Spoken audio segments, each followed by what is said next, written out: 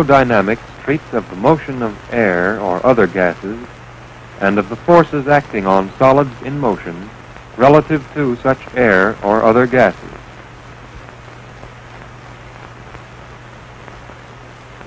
Relative wind is the motion of the air with reference to a body. It may be the result of moving air and a stationary body,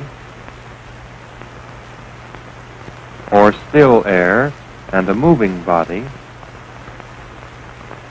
or both air and body may be moving with reference to the earth. In this case, the relative wind is the algebraic sum of the two motions.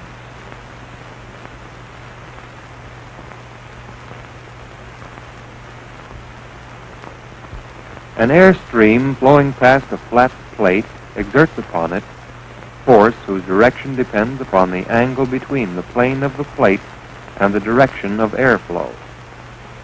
This force may be analyzed into component forces, which are called lift and drag.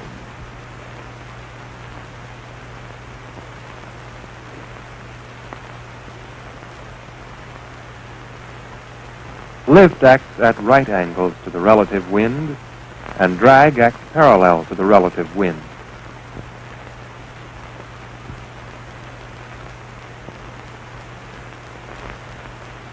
If the plate is held in a horizontal airstream in this manner, lift is opposed by the weight of the plate, and drag is opposed by the tension on the cord.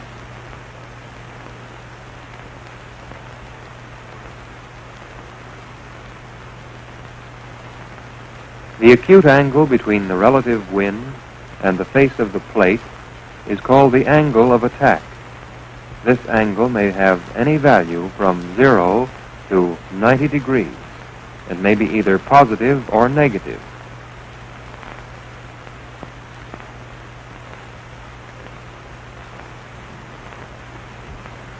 An airfoil is any surface designed to be projected through the air in order to produce a useful dynamic reaction. Airfoils which have been studied and used vary widely in form. This is probably the most common type of airfoil section.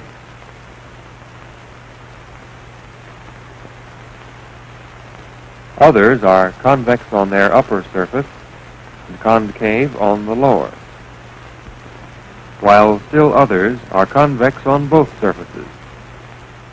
Relative thickness and curvature of airfoils vary considerably. In general, a line through an airfoil's leading and trailing edges is known as its chord. This is the case with an airfoil having a symmetrical double convex camber. In an airfoil which is convex on its upper surface and concave below, the chord corresponds to the arc of the medium camber. In other airfoils, it is the line of a straight edge brought into contact with the lower surface at 2 points.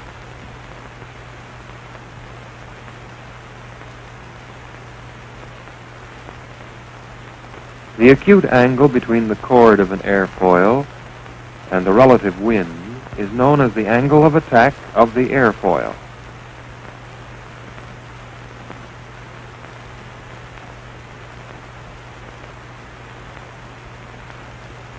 A wind tunnel is a device for testing reactions on airfoils and other aerodynamic shapes.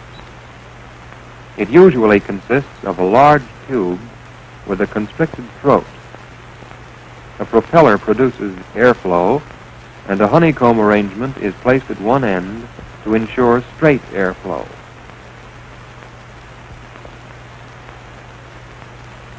When lift and drag of an airfoil are to be measured, the model is placed in the chamber and supported by wires. One wire runs from the model through the top of the tunnel to a balance arm which is weighted so as to maintain tension and compensate for other forces.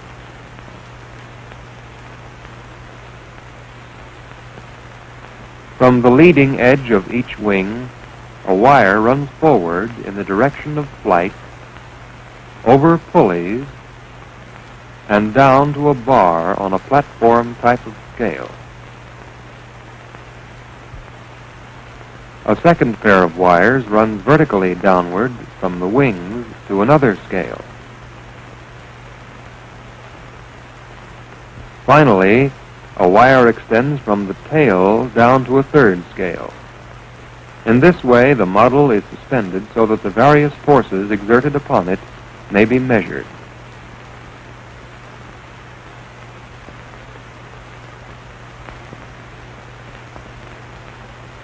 The position of the model is observed through sighting scopes. With the air flowing at the desired velocity, drag force is exerted upon these wires. Front lift is measured as the actual lifting force upon these wires. Rear lift as the force upon this wire. Total lift is the sum of front and rear lift.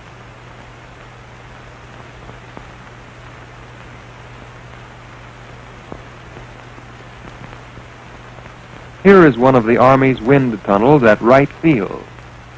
It is nearly 100 feet in overall length, and the test section is 5 feet in diameter. On the intake end, a huge honeycomb arrangement of metal vanes straightens the airflow.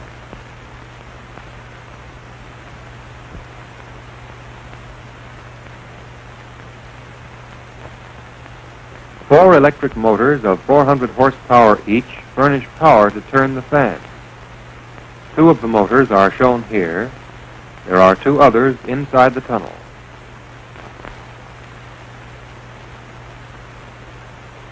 The fans are 12 feet in diameter and have 12 blades. When driven at a speed of 700 RPM, they produce an airspeed of approximately 200 miles an hour in the tunnel. Wind tunnel tests show how lift and drag vary with the angle of attack of an airfoil. In general, as the angle of attack increases, lift and drag increase up to a point where lift decreases abruptly and drag becomes the principal component. This is known as the stalling angle. From this angle to 90 degrees, drag continues to increase while lift falls off.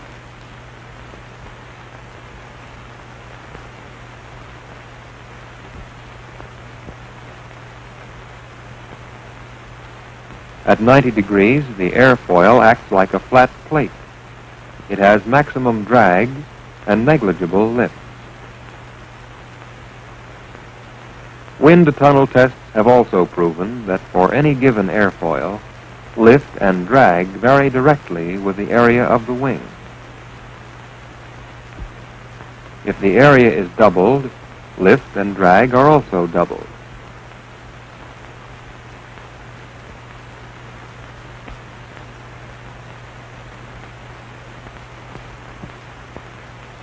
Lift and drag vary directly as the square of the velocity of the relative wind.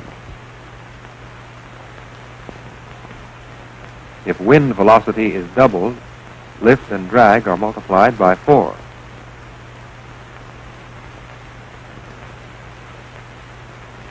Lift and drag are directly proportional to the density of the air passing over the airfoil. If air density is doubled, lift and drag are also doubled in value. Expressed as an equation, the lift is equal to a coefficient which is determined by the angle of attack and shape of the airfoil, multiplied by the density of the air, multiplied by the area of the wing, multiplied by the velocity of the wind squared.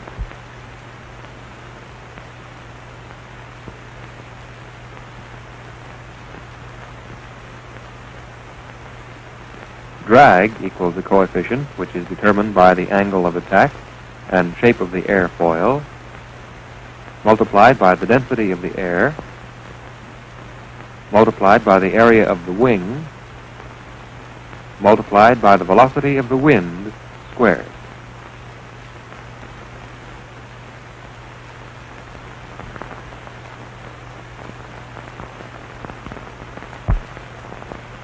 When an airplane is flying horizontally at a constant velocity, the forces acting upon it are in equilibrium. The retarding force, or drag, equals the propelling force, or thrust. The lift must equal the total weight of the airplane. Therefore, the lift and drag equations serve to determine how much weight an airfoil will lift under certain conditions and how much thrust horsepower is required to overcome the total drag of the airplane.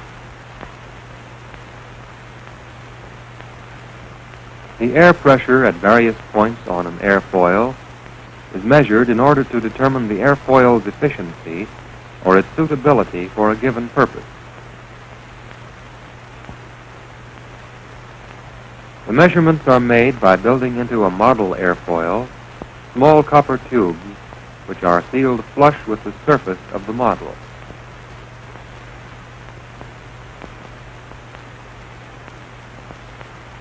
These tubes extend from the model to a pressure measuring device outside the tunnel. The device is called a manometer. This figure illustrates its principle of operation. The liquid in both the tube and the reservoir will be at the same level as long as the pressure in both tube and reservoir are equal.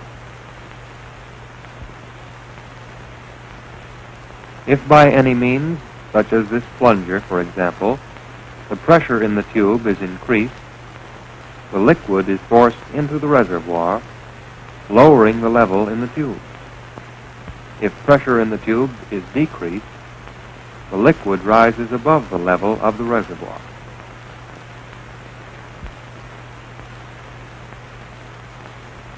In a device such as this, if the liquid in the tube is subjected to varying pressures, the level will rise above or fall below the level of the liquid in the reservoir as the pressure is decreased or increased. Reading of liquid levels provides an accurate means of determining pressure differences.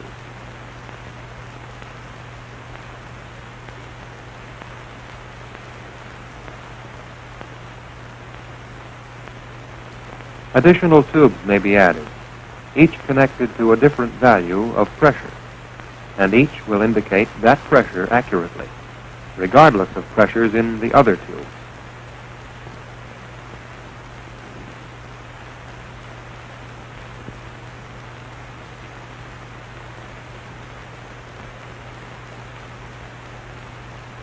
Operating on these principles, this bank of manometer tubes is used to determine pressures on an airfoil. Because all tubes are at the same pressure, being exposed to the atmosphere, the levels in the tubes are equal. For test purposes, each manometer tube is connected to a different point on the surface of the airfoil. The majority of these test points are located on the leading edge and upper surface. Relatively few are placed on the lower surface. Of course, this is only a schematic representation of the connection. In actual practice, tubes run from the manometers through an opening and inside of the airfoil to the test points.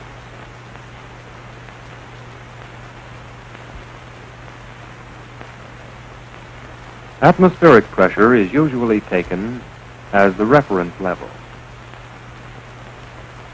Pressures above atmospheric are called positive. Those below atmospheric are called negative. Actually, these values are pressure differences with reference to the atmospheric pressure. With reference to absolute zero, all pressures are necessarily positive.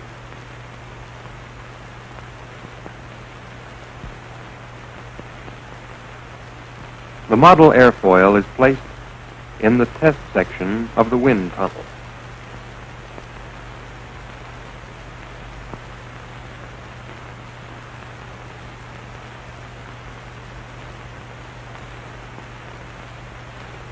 It is supported by wires which will transmit its lift and drag forces to the scales.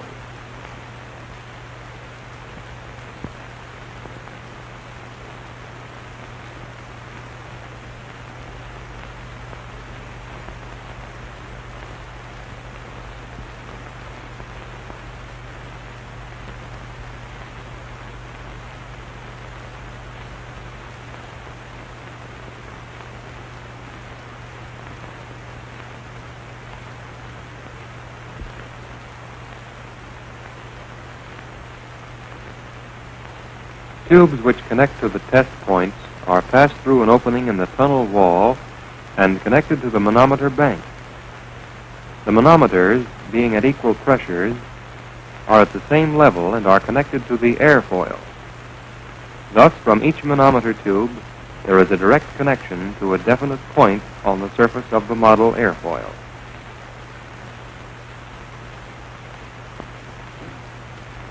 All is now ready for the test, and the engineers leave the tunnel to take up positions where they can observe and measure reactions upon the airfoil.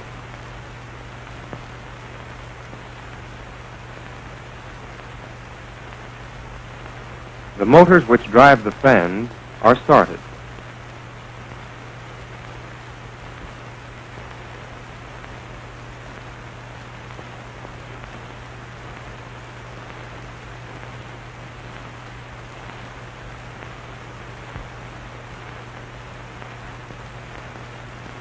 In the tunnel, the model airfoil is subjected to the same conditions which it would encounter in actual flight through a medium of the same density, and pressures along the surfaces are at such values as would be met under flying conditions.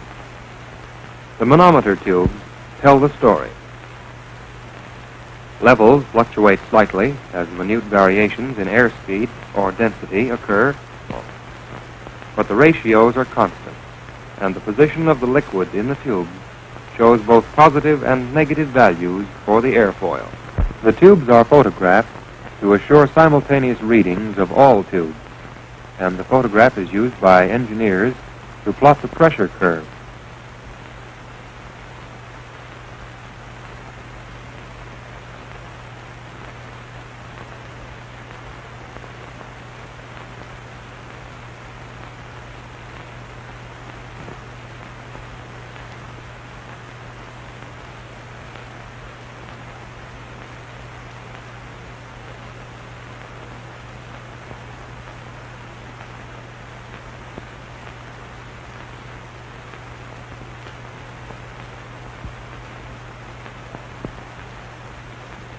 In this manner, a diagram is constructed showing the nature and distribution of pressures over both surfaces of the wing section at varying angles of attack.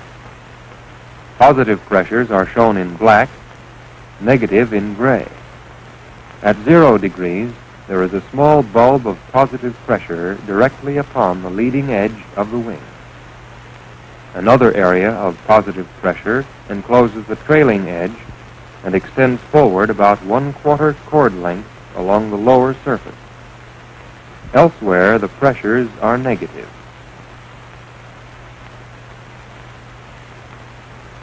As the angle of attack is increased, the positive pressure bulb moves lower down on the leading edge and back along the lower surface of the wing, enclosing the trailing edge.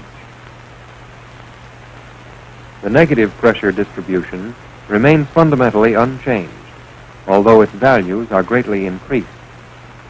This diagram indicates that the wing has begun to exert a considerable lift.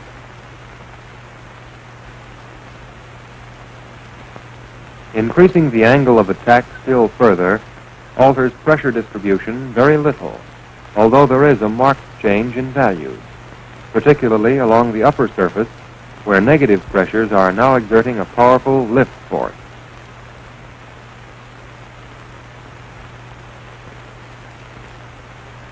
The wing is now approaching its stalling angle. Positive pressures have changed very little in either distribution or value. The negative values, however, have increased somewhat, especially at the leading edge. By further increasing the angle of attack, positive pressures remain practically unchanged in both value and distribution, but the value of negative pressure continues to increase.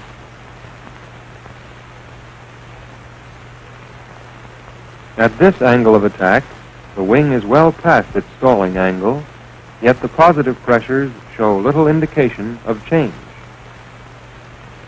With the negative pressures, the greatest change is noticed at the leading edge of the wing, where the area continues to expand, and the outline of the pressure area is extremely irregular.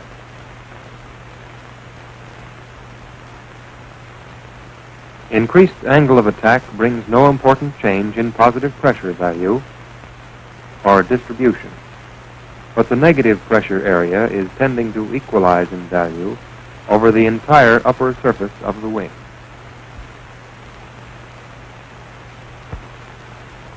At this angle of attack, the forward protuberance disappears completely, and an area of nearly equal negative pressure blankets the entire upper surface of the wing.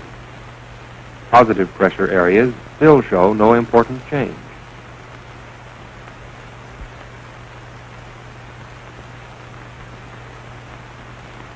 Another increase in the angle of attack merely results in increased values, distribution remaining almost the same as before.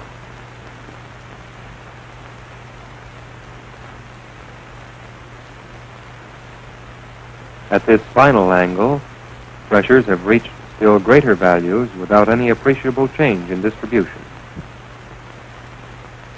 It might appear from this diagram that at this angle of attack, the uniform pressure distribution over the upper wing surface would be desirable. However, above the stalling angle, the resultant air force acts in such a direction that the drag is its large component.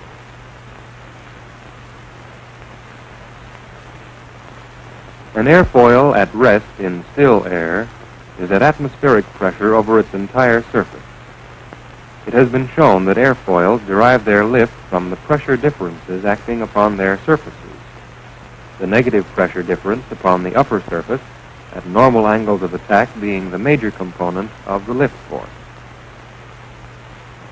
Now let us see what happens to pressure values and distribution at negative angles of attack.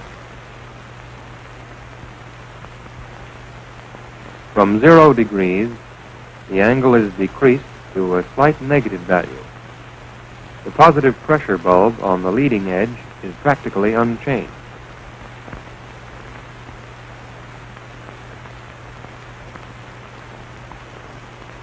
The negative pressure on the upper surface of the wing shows little change. However, the negative pressures along the lower surface begin to increase at the leading edge. Further increases in this area, accompanied by very slight changes in the positive pressure bulb, are the only differences which are readily observable as the angle of attack is further decreased. The angle of attack of an airfoil was shown to be the acute angle between the chord of the airfoil and the relative wind. The angle of attack of the airplane as a whole is the acute angle between the longitudinal axis of the airplane and the relative wind. The difference between these two angles is constant for any given airplane and is called the angle of incidence.